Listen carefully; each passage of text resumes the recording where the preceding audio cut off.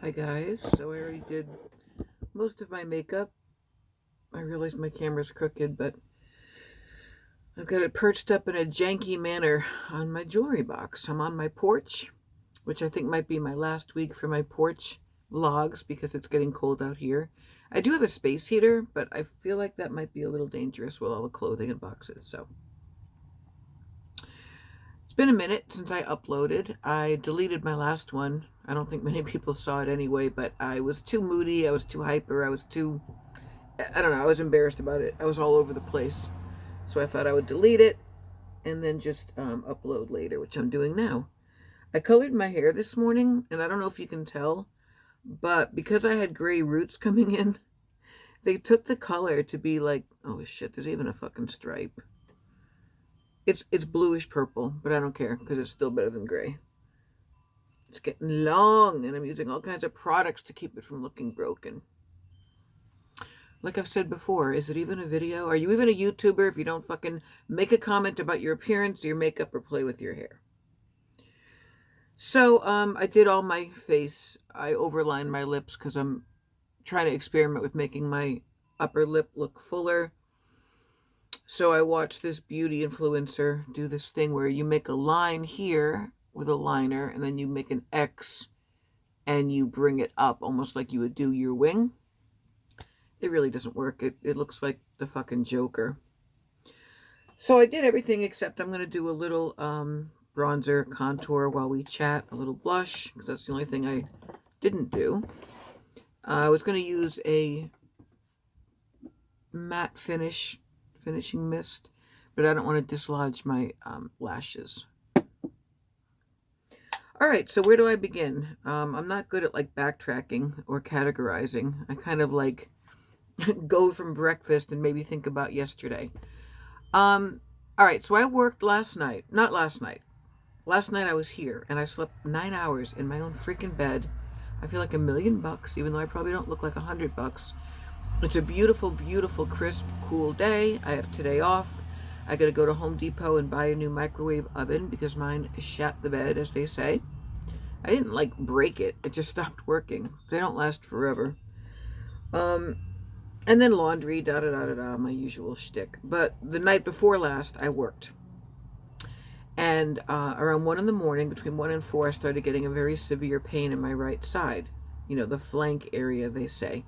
And I know that pain all too well because I'm a veteran of many a kidney stone. Hang on. I drop things constantly, and I swear at myself because, all right, I said I was going to do this while we chat. So it started intensifying. I thought maybe it was a gas bubble. I thought maybe I had to go to the bathroom. I drank some water. I took a gas pill. I tried to distract myself at work, and it got worse and worse and worse. So I called the manager and the day assistant, and I said, look, I have to leave at 7, not 8. I have to go right to the ER.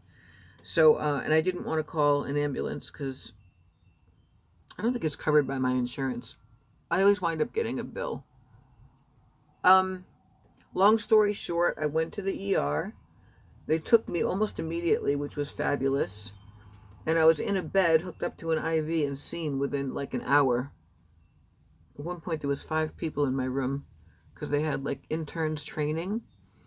One really, really, really fucking nasty nurse who was so rude to me that I'm actually going to write to the hospital. I'm going to be a Karen. Sorry for any Karens watching this. I'll be a Janice. Sorry for any Janices watching this. No, I'll be a Gigi Days, and I'm going to complain because I don't think there's any excuse to not be kind, professional, and empathetic when you're in healthcare. I know it's a stressful job. I'm in healthcare. I'm stressed out constantly. I'm not a fucking nurse, but this woman, I was keeping track in my head. By the time I was discharged, she had 12 little digs and zingers at me when I was already compromised with pain. My pain level was at a 9. All right, enough about her. I was seen by a couple other really nice nurses, and the one that was doing my vitals, and gave me a bag of saline, gave me a non-narcotic called Toradol, which I've also used in the past. And when I asked for something stronger because I was crying from the pain, basically I was called a drug seeker. They're going to hear about that from me. My daughter, who's a nurse, was furious. She's like, shut up and do your job, you twat. She has no time for unempathetic nurses. She has nurses under her because she's in charge, who she has to like discipline all the time for not having a good attitude. And people in a hospital are nervous, uptight, scared, in pain. Maybe they seem bitchy or demanding, but that's where you're supposed to go higher, right? Look at this. I hit pan on Wet n Wild Mega Glow Illuminating Palette Eclairage in Catwalk Pink. Had this for probably 5 years. It's just like the perfect little highlighter blush. So yeah, okay, it was a kidney stone. About 4 millimeters. Or is it centimeters? I don't know. It was big. But they said that I would pass it because it was low enough in my ureter. And then I had to drink a shit ton of water and use a drug called Flomax, which is usually for men with prostate issues, but it also relaxes the ureters for women, for any human being, to pass what needs to be passed. And a couple of Percocets, 5, just to get me through in case it got worse. So yeah, they don't do a lot with narcotics anymore because everyone's fucking addicted. And I recognize that. You know what I mean? But when you're in pain and the doctor orders you to have a couple drops of morphine, shut up and do your job. So I got home from that. I had to go pick up my car later. I took a nap. Passed the stone last night during the night. And so because of that, I was cleared from my heart procedure tomorrow morning. I'm concerned. I'm nervous, but it has to get done, and I trust modern medicine. And I like this vascular surgeon very much, and I like my cardiologist, and his nurse team is amazing. I actually feel very lucky. You know, this is like first world problems. Some people don't even have insurance. And some people wait so long with undetected heart disease, they wind up dying. Like my dad did at 38. And I'm 54. And that's why I worry about heart issues and why I'm trying to be proactive. So they're going to do an exploratory catheterization angiogram. Whoa, this is fine translucent powder. It's going everywhere. Oh shit, it's going to wind up adhering to my contacts. But I put on like a creamy primer this morning and then a creamy foundation. So I need to tamp that down a little. So yeah, 6:30 a.m. I have to be a couple towns away to prep. What are you doing, baby? My cat's trying to get into the one of my cabinets. She loves when I'm out here because she likes to go in the drawers. All right, you know what? I'll open up this drawer for you, my love. Look. That's adorable. So yeah, it's a catheterization. It rolled trippingly off my tongue a second ago. It's an angiogram. You guys know what that is. They're going to go through a tiny incision in my hand or groin. I prefer the groin because hand sticks hurt a lot. And they really immobilize you. Not that I'm going to be going anywhere. They make you a little sleepy. They don't knock you out. They numb the skin area before they go in. And they thread a very tiny, thicker than a hair, camera up right into your heart, you know, to check out your valves and the backflow to the back of your heart. He didn't want to use the word blockages, but he said I had a slightly diminished or compromised flow to the anterior portion of my aorta. You know, your doctor starts using words like aorta and shit, and you just get a little nervous. So I'm going to have it done, and luckily I passed the stone, so they're going to permit it. If I was still in pain, we were going to have to reschedule. So when it rains, it pours, guys, right? Meanwhile, yesterday, I'm obsessed with like layering on lip stuff. Why are you meowing? She wants to get in and I shut the door. Damn it. My son-in-law had heart surgery the day before yesterday, and he got picked up in the ICU yesterday by my daughter, and he came through it with flying colors. He had what they call a cold ablation. They had to go in and deal with some of the bundle block of nerves that was causing him to have AFib. And he's a young man. You know what? Look at my clothing and the inside of my living room while I deal with my cat. Hold on, I'll be right back. You want to get in? You little interrupter. Oh, it's getting chilly out here. Come on, baby. This is day 3 without a cigarette, guys, and I'm jonesing bad. I'm not going to lie. I mean, I'm not going to do it, because how can I be a heart patient and justify anything?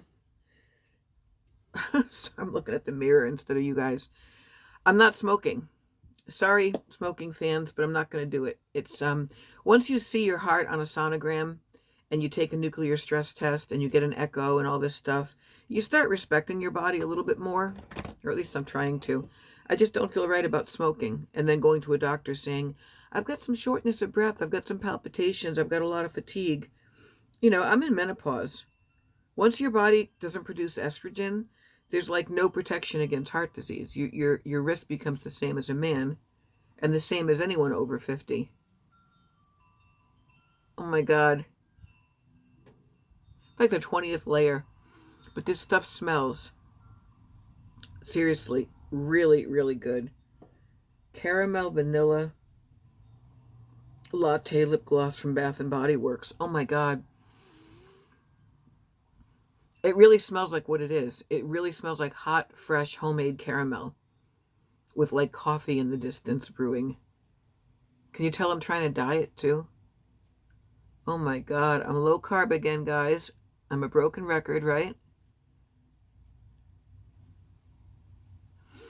No, not strict keto, but totally sugar-free. And eating a lot of vegetables and lean proteins and watching carbs really, really closely.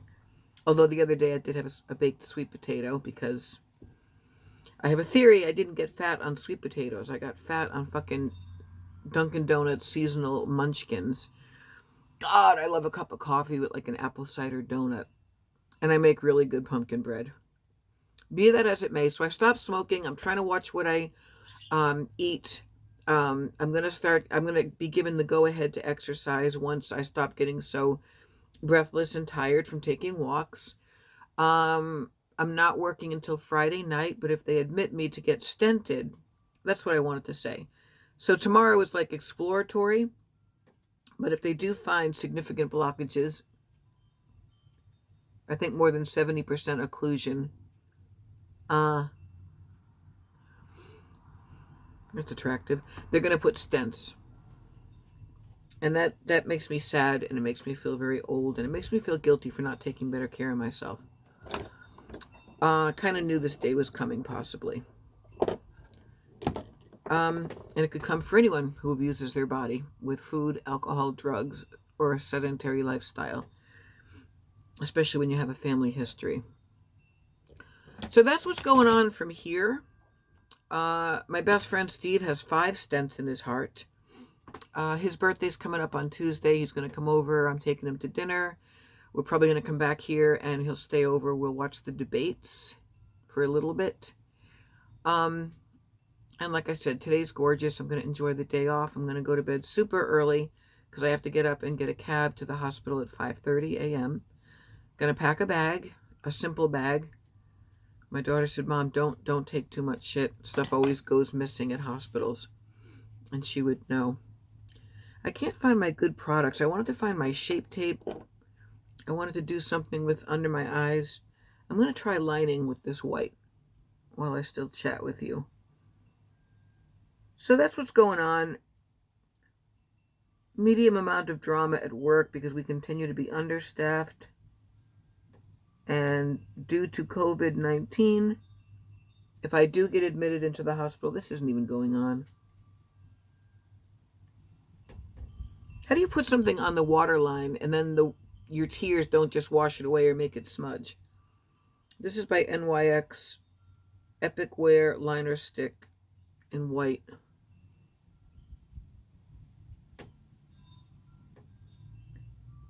My youngest grandson's birthday is coming up on October 2nd. My son turns 23 on October 10th. There's a lot going on. But, yeah, so I took the COVID test. I got all the preliminary tests. It wasn't the long swab that goes up like into your brain behind your eyes, which, by the way, is not an exaggeration. The nurse said that it was very, very hard for her to administer that test. She goes, it really does go up very, very far, and people get freaked out. But this is the newer test where they give me a swab and I gloved up and you go into one nostril and you circular it. You do 10 circles slowly in one and then 10 in the other. And then you stick it yourself into a little beaker type thing, a little vial. You break it off and then the nurse comes over and puts the lid on. I tested negative, which I knew I would. And then I'm waiting to get back all the rest of the blood work. But I'm cleared for surgery or procedure. I'm not going to call it surgery. What is this? Oh, this is an eyeliner. Is this gold? No, it's black. I have a lot of makeup, you guys. Did I even wind up putting blush on? I put bronzer on, which I'm going to wind up probably doing this some more. If I never shouted her out before, by the way, check out, if you like makeup channels, check out Zabrina, Zabrena. She's wonderful, very professional. My other favorite is Emily Noel. She used to be a news broadcaster, so she knows her stuff about makeup and trying to look good early in the morning. She just had her third baby. I'm going to go and do something with this hair. I'm going to volumize the top of it. I'm going to put my Topics in the thinning parts. It's getting really long. I'm happy about that. And it's pretty healthy. I use really good conditioners now. And I leave them on for like 3 minutes like you're supposed to. Let me move this so I can shut my drawer here and show you how my makeup looks in the brighter light. It's very dramatic, but I'm just in this mood today. I might stop at the farm stand store and pick up a white pumpkin. And I've got my mums out there, my hay bale, 2 scarecrows, a literal crow in my garden. And did I say asters? I have asters, mums, pumpkins, and I'm really into this season. I am like into this season. Look at the sky. Oh, it's so beautiful out there. The lake is pretty. The ducks are ducking. The geese are geesing. There's a blue heron over there this morning. I thought there was a lot more I wanted to say, but I at least have updated you on my health and what's going on. And I'm really happy about my son-in-law. I was worried about that. And I can't help there as much as I'd like to because of work and my own issues and also still the driving restriction. I'm supposed to be on probation for a year. I think I mentioned that too, but he hasn't called me yet, he or she. And I still haven't heard back about my back and getting the MRI. And I need to go to a dermatologist about this. Oh my God, there's so much going on. Am I yelling? All right, my microwave's broken, so I can't even reheat my coffee.